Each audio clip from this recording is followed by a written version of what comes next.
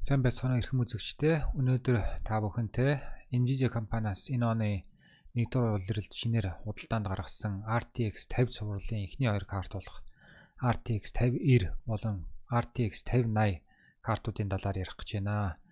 За тэгээд үзэгчд маань бол график карт бол компьютерийн хамгийн чухал компонент буюу эд ангийн нэг гэдгийг бол сайн мэдж байгаах. Дүрсийг компьютер дээр боловсруулад гаргаж байгаа энэ ажиллагааг дүрс болгож дэлгэц рүү дамжуулдаг гол эд анги байгаа. Тэгээд энэ дундаа Nvidia компани график картууд бол зах зээл дээр маш өндрөөр үнэлэгддэг. Тэгээд зах зээл дээр зах зээлийн дээр эзэлж байгаа хуваарай, борлуулалтынхаа хуваарай бол 85-аас 90 орчим хувийн орон зайг эзэлдэг гэж хэлж болно. Тэгэхээр зах зээл дээр зарагдж байгаа 100 график карт болгоны бараг 90 нь Nvidia-г явах байдаг. Тэгэхээр Nvidia-гийн өмнөх цуврал болохоор 40 гэдэг цуврал байсан. 40 цуврал болохоор нэлээд хүчтэй цуврал, өмнөх 30 цувралаасаа бол нэлээд сайжирсан, том алхам урагшаага хийсэн сайн цуврал гэж үнэлэгдэг. Гэхдээ үнийн хувьд бол бас нэлээд өндөр үнэтэй тухайн үед худалдаанд гарч ирсэн.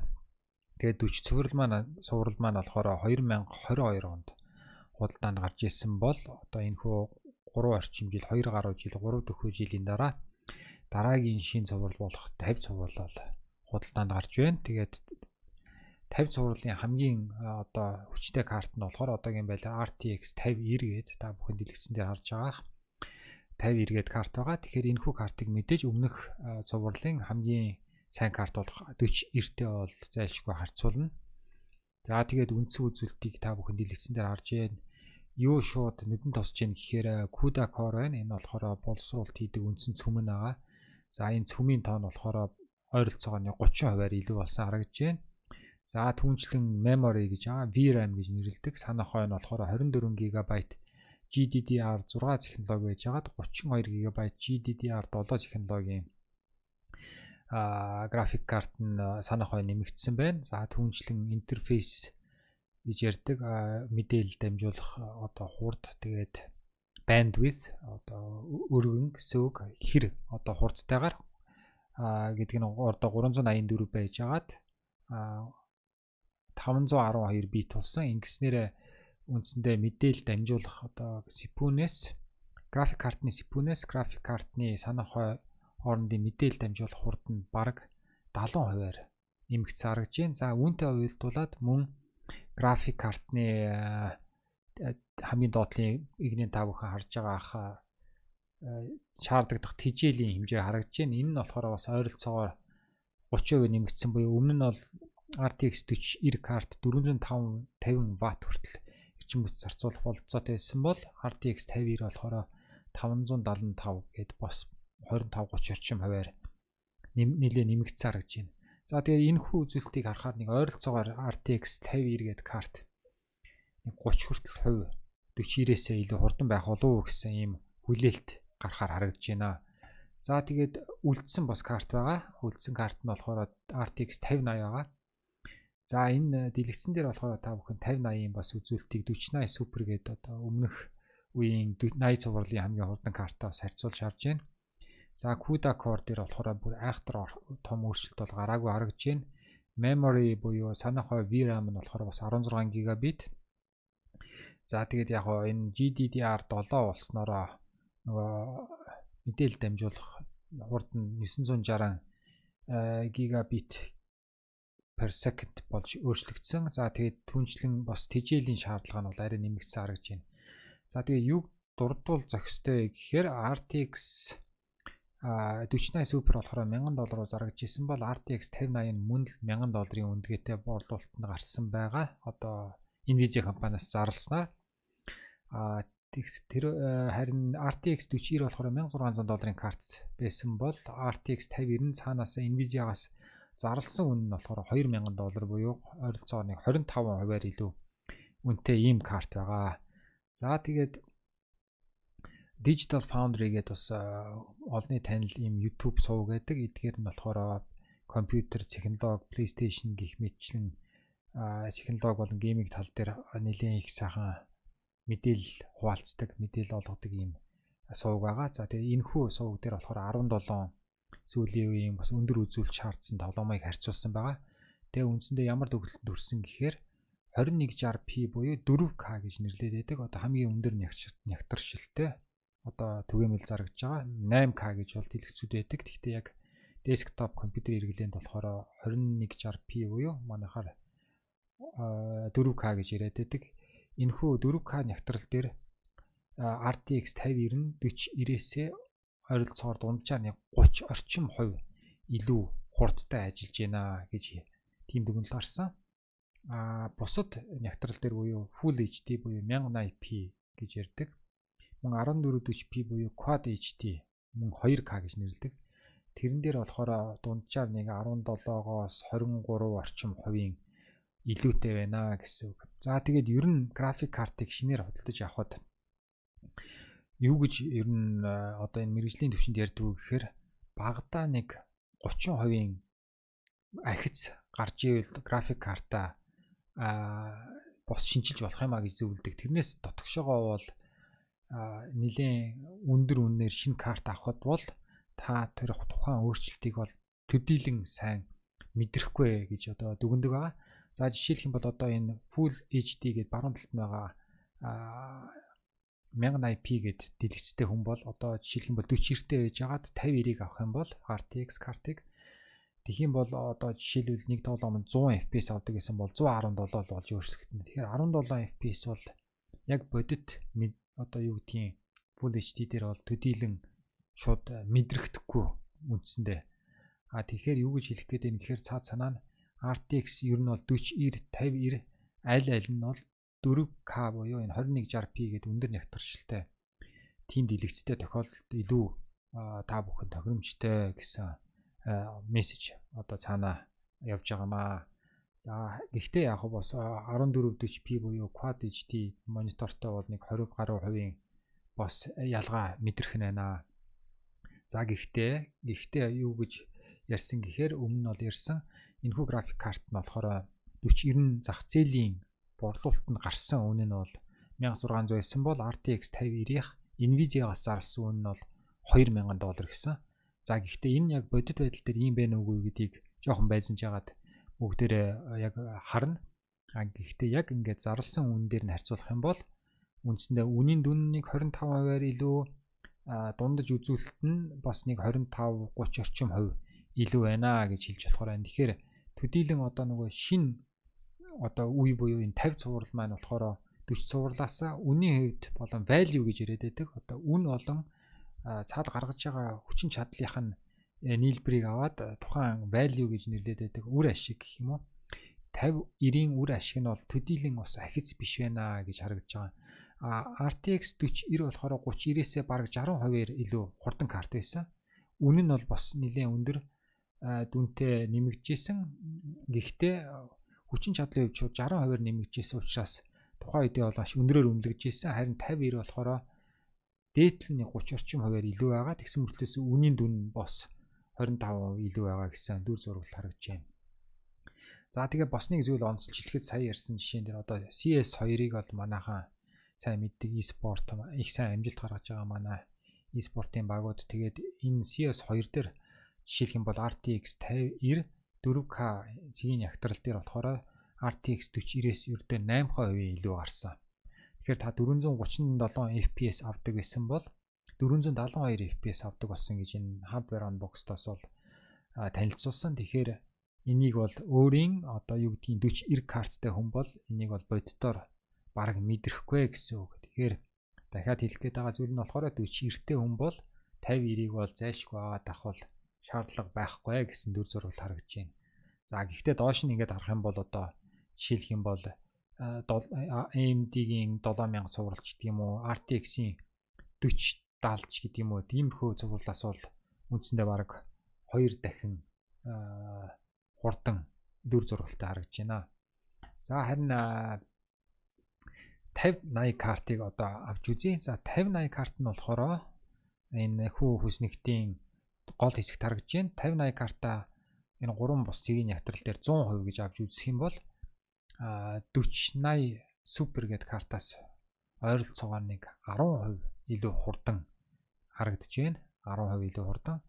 Тэгэхээр 4080 гээд карт 4080 супер нь өөрөө 4080-аас нэг 2-3% илүү хурдан ийм карт байгаа. Тэгэхээр хэрв та 4080 юм уу 4080 супертэй бол 5080 супер 5080 гээд карт руу бол шилжээд 10%-ийн л ялгаа гарах нь байна. Тэрийг бол мэдрэх нь бол яг хуу тухайн нөхцөл байдлаас хамаарах бах. Ердийн тохиолдолд бол мэдрэх одоо тэр зүрх нь бол төдийлэн анх тэр мэдрэхдэггүй гэж харагдаж байна. Гэтэл та 3080 гээд карттай гэсэн бол даруй бараг 40 орчим хувиар илүү хурдан байна.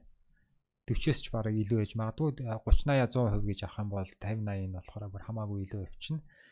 За тэгэхээр 5080 карт бол 4080 супертэй хүнд бол төдийлэн бас том апгрейд буюу шинжилэл болохгүй нэ. За тэгээд 5080 гээд карт болохоор 4090 гээд картаасаа өндөр цэгийн ягтрал дээр нэг 20 орчим хувиар бага 1440p буюу Quad HD дээр нэг 16 хувиар илүү хурдан илүү удаан байна гэсэн одоо ийм дүр зураг харагдж байна. 5080 4090-ийг бол гүйцэхгүй 4090-с зарим тохиолдолд бүр 20 хувиар орчим удаан байна гэсэн үг.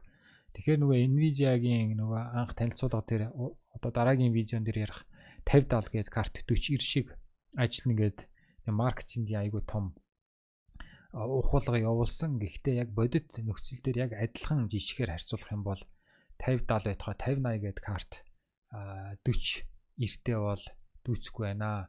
Харин цаашаа тийш харах юм бол 5080-аас 5090 40-с нэг 50 гаруй хувийн илүү хурдан байгаа харагдаж байна. Үнийн хувьд ч гэсэн 5080 карт болохоор $1000 үнэтэй, 5090 болохоор зарласан үн 2000. Тэгэхээр ер нь бол 5080 гээд карт нь үр өгөөжийн хувьд бол арай илүү ашигтай гэж хэлж болохоор байна. За тэгээд одоо энэхүү цувралыг ингээд харахаар бол ерөнхийдөө дажгүй том боломжийн карт байна. Гэхдээ үнийн хувьд бол арай бас илүү өндөр үнэтэй байна. 5090. 5080 бол өмнөхтэйгээ бол ойролцоо байна. Гэхдээ нэг 10 хүртэлх хувийн илүү хурдан ажиллаж гин гэсэн техникийн одоо харьцуултыг харлаа. За гэтэл ингээд бүх юм сайхан ингээд карта аваад одоо ашиглаад ингээд явъя гэхээр Nvidia-гийн энэхүү 50 цувралын одоо лонч гэж яриад байгаа. Одоо нээлт борлуулалт маань болохоор өөрөөсөө араасаа маш их асуудал дагуулсан. Маш их одоо хүмүүсийн бохимдол дагуулсан ийм худалдаа одоо энэ 50 цуврал маань бол ийм нөхцөл байдалтай байгаа. Тэгээд тэрний талаар бүгдээрээ товч ярив. За тэгээд эхний ээлжинд болохоор саяны яриад байсан зүйлийг болохоор энэ Tech Power App-ын график карт харьцуулдаг энэ сайт байгаа. Тэгээд 4080-ыг болохоор авсан байна. 4080 болохоор 5080 карт болохоор 4080-ыг 100% гэж авах юм бол 5080 карт болохоор дундчлаад авах юм бол 4080-аас 12 хувиар илүү хурдан байна. За тэгээд 5080 гээд карт дээр өөр дээр нь дарах юм бол 5080 гээд карт болохоор 4090 гээд карт нь 5080-аас мөн л 12%. Тэгэхээр 5080 гээд карт нь 4080 болон 4090-ийн дунд нь яг байрлаж байгаа карт гэж ойлгож болохоор байна. Харин 5090 гээд карт болохоор 4090-ээс дээдлэн 35 хүртэлх хувиар илүү хурдан гэж үзэхээр байна. Энэ нь болохоор 4K ягтрал дээр ярьж байгаа. Арай бага цэгийн ягтрал буюу одоо 1440p дээр бол ойролцоогоо нэг 20% илүү өөрчлөлттэй гэсэн үг. За тэгээ одоо энэ нөгөө яригадаад байгаа асуудал нь юу юм бэ гэхээр 50 цувралын картын хамгийн ихэнд гарсан асуудал болохоор 50 цувралын картыг худалдаж авсан хүмүүс маань болохоор энэ үйл ажиллагааны дунд дэлгэцэн унтраад хар болоод байсан. Тэгээ энэ нь болохоор маш олон хүнд бохимдол хүргэсэн. Яагаад гэвэл 1000 2000 гаруй долларын карт ажилуулж чадахгүй асуудалтай байна гэдэг. Тэгээ энэ нь болохоор ойролцоогоор нэг 4-7 хоногийн туршид асуудал нь шийдэгдээ. Тэгээд Nvidia-гаас шинэ драйвер гэж яриад байгаа. Драйвер шинжилгүүдийг гаргаснаар одоо 50 цуврал маань болохоор энэхүү асуудал нь байхгүй болсон гэж Nvidia албан ёсоор зарласан байгаа. За түүнээс гадна энэ Nvidia-гийн 5090 гээд цувралын график картны тэжээлийн кабель нь бол нэлээд бас асуудал үүсгээд шатаад байна гэсэн мэдээ интернетээр бас нэлээд явж эхэлсэн. Тэгээ энэ нь бол одоо үргэлжилж байгаа. Тэгээ та бүхэн одоо дэлгэцэн дээр харж байгаа. Энэхүү кабель маань болохоор ийм 12 за 16 пин гэж ярьдаг да. Ийм нэг шинэ сүүлийн үеийн ийм залгууртай. Тэгээ энэ нь болохоор маш их ачаал аваад кабель нь болохоор одоо шатж байгаа үнээр гараа тэгээ хайлаад байгаа гэсэн ийм бос мэдээлэл гарсан. За энэ ямар учиртай юм гэхээр энэ хүү үзэгдэл болохоор 4090 гээд карт дээр бас гарч исэн. Тэгээ учир нь юунд байна гэхээр 4090 болон 5090 гээд картууд маань өөрсдөө маш их өндөр тэжээлийн шаардлагатай. Жишээлх юм бол 4090 гээд карт болохоор дангаараа 450 Вт тэжээл шаарддаг. Тэгээ энэ хүү тэжээлийг ганц жижигхэн кабелаар ингээд өгж байгаа нь ингээ 3 кабелаар дамждаг гэсэн нэг болгоцсон чинь жишээлх юм бол тэрэн дээр нь ирж байгаа халалт нь бол ачааллаас хамаарат маш их өндөр болж тэгээд энээсээ болж ер нь 4090 картуудын дунд энэ асуудал нэлээд гарч исэн. За тэгвэл 5090 гээд картыг авах юм бол энэ карт маань дангаараа бүр 575-аас зарим тохиолдолд бүр 600 Вт хүртэл тэжээл шаардаж байгаа. Тэгээ бүгдээрээ мэдж байгаа одоо жишээлх юм бол 450 Вт, 500 Вт, 650 Вт гэх тэжээлийн блокууд зарагддаг.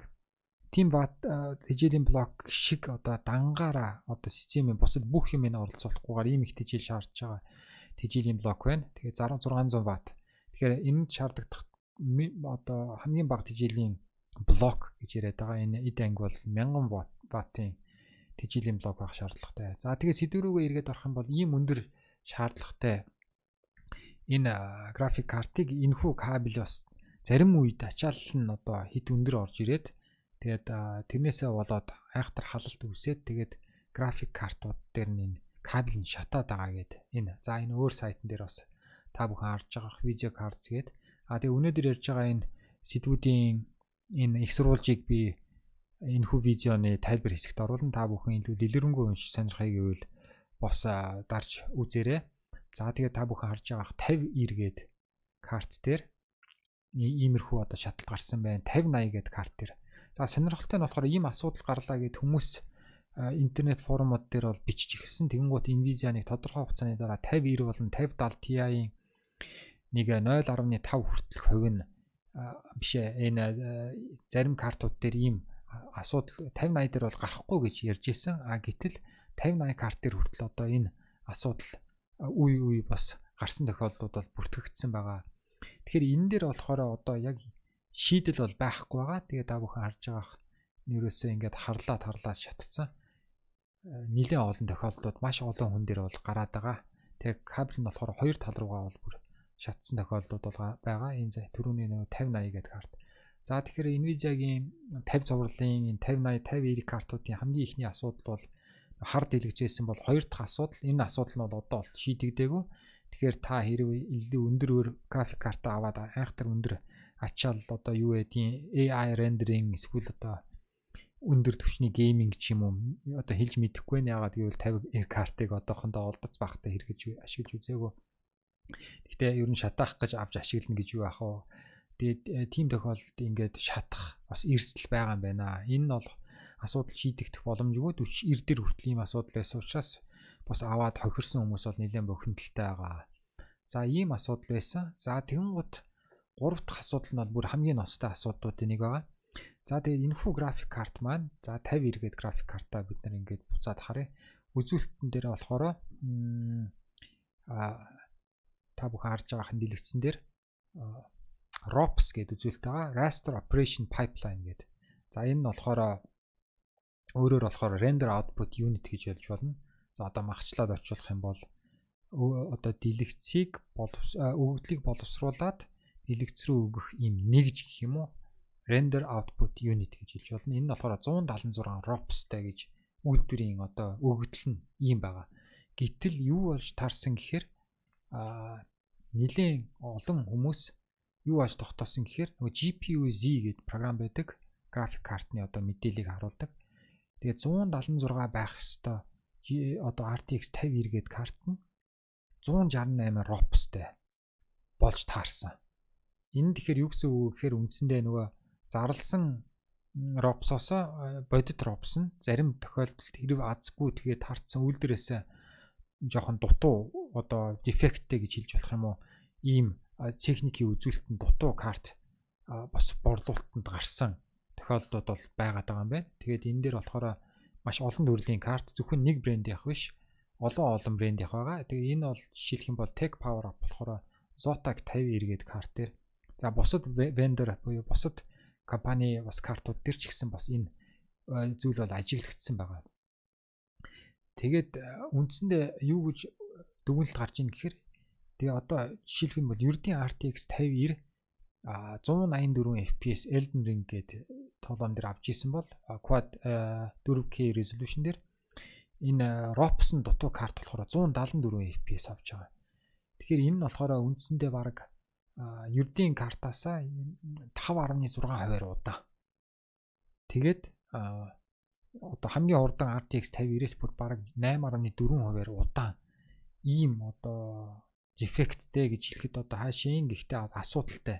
Адилхан үн төлөөд үндсэндээ 5-аас бараг 8% илүү удаан карт худалдаад авцсан ийм зүйл бол болж байгаа. Энэ бол нэлийн бас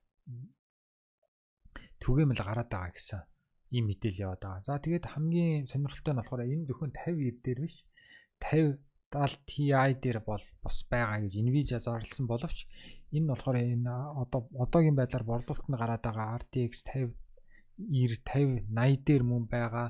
Түүнчлэн бас 5070 Ti гэдэг ер нь бүх картууд дээр энэ асуудал бол илрээд байгаа юм байна лээ. Тэгээд та бүхэн энд харж байна мөн л нэг 5 хүртэлх хувийн удаашралтай байгаа.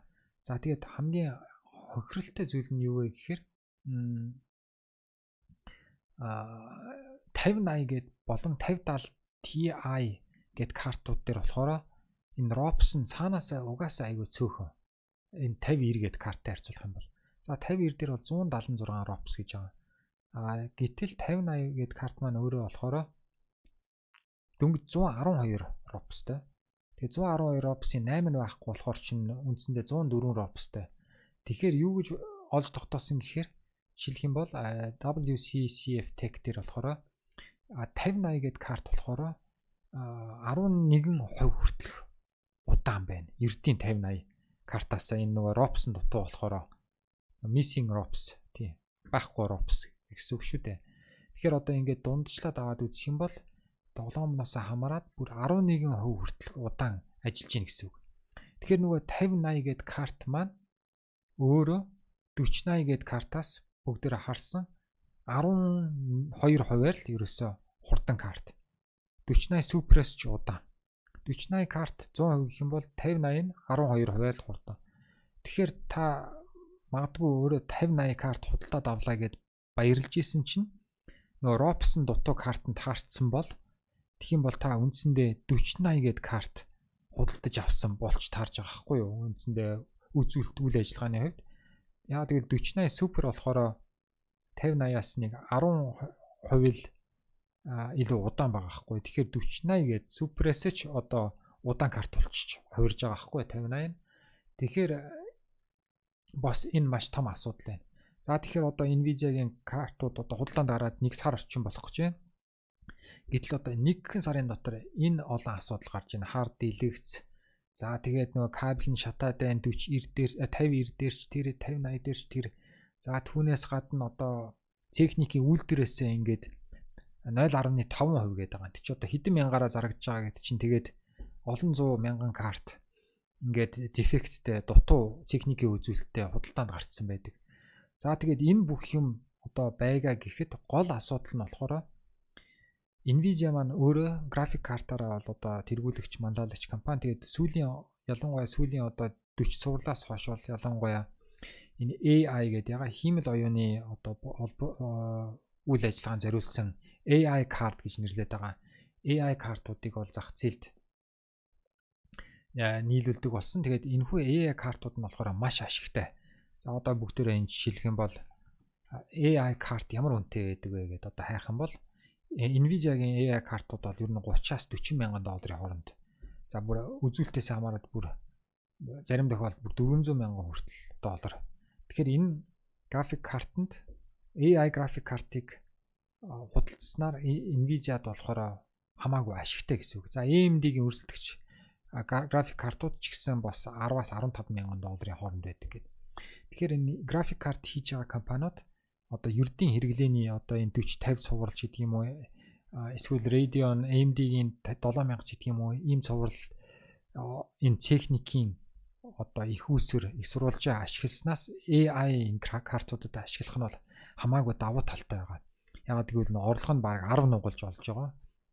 Адилхан одоо компонент буюу эд анги ашиглаад их хвчлэн ялангуяа энэ чип компонент дээр болохоор тэгэхээр юу гэж хэлэх гээд байна гэхээр энэ график картанд орж байгаа эд ангиуд нь болохоор ихэнх нь AI руу явчихж байгаа болохоор нөгөө ердийн десктоп график карт буюу гейминг эдгээр зориулсан бусад ердийн household ахуйн хэрэглийн зориулсан график картууд зориулсан чип нь ховордсон. Тэгэхээр Nvidia болохоор энэ график картуудаа худалдаанд ингээд гаргаж байгаа боловч жинхэнэ хэрэг дээрээ маш цөөн тоогоор зах зээл дээр нийлүүлж байгаа. Маш цөөн тоогоор. Жишээлх юм бол одоо сонирхоод уншаад үзэхээр зарим улсад жишээлбэл аль улс гэдгийг одоо санахгүй байна. 20хан ширхэг 50-90 гээд карт нийлүүлсэн гэж байгаа. Тэгээ 100 ширхэг 50-80 гээд карт. Тэгэхээр нөгөө картууд чинь нөгөө хүмүүс сонирхоод эрэлт ихтэй байгаа болохоор шууд ингээд аваад зарагдчихж байгаа. Тэгээ одоо бол дараагийн 2 дугаар ээлжийн нийлүүлэлттэй байхгүй. Тэгээд цөөхөн зарж байгаа картуудыг болохоор хүмүүс зарагдаад дууссан. Авъя гэхээр зах зээл дээр маш өндөр үнэтэй болцсон. Одоо байгаагаасаа анх нөгөө $2000 гэж зарлж исэн картууд одоо ер нь л багада 2300-аас ахуулаад тэгээд 2600, 2700, 2800 гээд одоо зүгээр үндсэн нэг жишээ ингээд авахад тэгээд яг бүгдээр out of stock буюу зарагдаад байхгүй дууссан. Тэгэхээр та одоо 50-90 гээд картыг бол ойрын ер нь бол энэ ирэх намар хүртэл бол баг олж харахгүй байхаа гэсэн одоо ердийн үнээр буюу энэ 2000-аас нэг $2200-300 бол олж харахад бол тун амаргүй байна гэсэн ийм мэдээлэл яваад байгаа. За 5080 гээд картыг аваад үзье. 5080 гээд карт одоо жишээлх юм бол энэ part picker PC part picker дээр ингээд хайгаад үзэх юм бол 5080 гээд картыг хайгаад үзэхээр нөгөө $1000 зарагдах хэвээр карт чинь хамгийн ямтхан $1668 PNI гээд загварын карт зарагдж байна. Тэгэл ер нь 1700, 1800 гэж явж гин гэсэн үг. Тэгээ $1000 картыг 1800-аар энэ чинь одоо албан ёсны дэлгүүрүүд дээр зарж байгаа юм шүү дээ. Олдоц их бага байгаа болохоор нөгөө борлуулж байгаа сайт дэлгүүрүүд нь болохоор үнийг айхтар нэмээд тэрийн цаашаага нөгөө арай гайгүй багт нь олж авсан хүмүүс бас 2-3 нуглаад $3000-аар RTX 5090 гээд картыг зарж байгаа. Ийм дүр зурагтай одоо байгаа. Тэгэхээр та одоо яг одоо интернетээр жишээлх юм бол онлайнаар гадаадаас 5080 гээд карт авъя гэх юм бол хамгийн ямдхан нь ер нь $1700 орчим доллар. За 5090 гээд карт 5090 ерөөсөө байхгүй. Ерөөсөө худалдаанд байхгүй. Тэгэхээр хүмүүс бол бүр маш их бухимдалтай байгаа. Nvidia болохоор их сайхан хүчин чадал өндөртэй карт одоо 5070 гээд карт нь 4090-тэй адилхан хурдан эднэр гээл маш их одоо маркетинг хийгээд картаа ингээд зах зээл нийлүүлсэн чинь ерөөсөө айгүй цөөхний нийлүүлээ тэр нь шууд дуусаад худалдаж авсан хүмүүс нь маш их олон асуудалтай тулгарсан өөртөө хэрэглэхгүйнүүд нь болохоор маш их өндөр үнээр дамлаад зарж байгаа цааш нь тэгсэн мөртлөөсөө олдож бахтай иймэрхүү асуудалтай байгаа. За гэхдээ энэ мэдээж төр зүрийн хугацааны асуудал хувь хүний одоо өөрийн бодол гэх юм бол одоо 50 цуврал маань яг ингээд цаасан дээр харахад за яг 5090 гээд карт 4090-с бол дээдлэний 30 орчим хувиар илүү хурдан байгаа. Тэгэхээр 5090 гээд картыг бол авахд бол мэдээж одоо дэлхий дээр байгаа хамгийн хурдан ердийн хэрэглээний график карт болж байна. Тэгэхээр мэдээж хүссэн хүлээж байгаа бол 5090 гээд картыг авахд бол мэдээж хамгийн сайхан байх. Гэхдээ 4090 гээд карт бол ердийн одоо 4K биш, ердийн одоо 1440p гэдэг юм уу, Full HD resolution зэгийн явтрал дээр бол 5090-ээс нэг 15 орчим хувь, 17 орчим хувь удаан байгаа харагдсан. Тэгэхээр нэг айхтар том ялгаа байхгүй. Бүр болохгүй бол 4090 гээд карт авах ч бас болох юм. Гэхдээ 4090 нь өөрөө ч бас олдоц багтай байгаа. Манайд гэхдээ Монголд бол бас зарагдж байгаа харагдсан. Тэгэхээр хүсвэл 4090 гээд карт авчихд бол яг гэвэл 5090 гээд карт бол одоо баг худалч хүнд 20 орчим саяар зарагдах бах гэж энэ дөрөв зураглалыг харах юм бол манайд 15-аас лав доошлохгүй бах. 15 саяас. 5080 гээд картыг бол бүгдээрээ харлаа. Үндсэндээ 4080 гээд картаас нэг 10 гаруй 12% л илүү хурдан байна. Тэгэхээр 5080 гээд картыг 4080 гээд картаас үнийн хувьд ч гэсэн 10%-аар л илүү үнэтэйгээр олж авч чадахгүй бол бараг 4080 гээд картыг авчих юм бол 10% бол айхтар тэгж мэдэгдэхгүй болов үйл ажиллагааны ялгаа нь гэсэн ийм дүгнэлт гаргахаар байна. За тэгээд өнөөдрийн энэхүү яриаг энд хүрээд өндөрлөе. Анхаарал хандуулсанд баярлалаа. Дараагийн бичлэгээрээ RTX-ийн бас 50-70 цувралын талаар та бүхэндээ эргэж уулзах болно. За тэгээд дараагийн удаа уулзлаа. Баярлалаа. Түр баяртай. Энэхүү видео та бүхэнд таалагдсан бол лайк дараад бас манай сувгийг дагаж дэмжээрэй. Тэгээд тэгснээр та бүхэнд мэдээлэл илүү хурдан өрөх болно. За баярлалаа баяртай.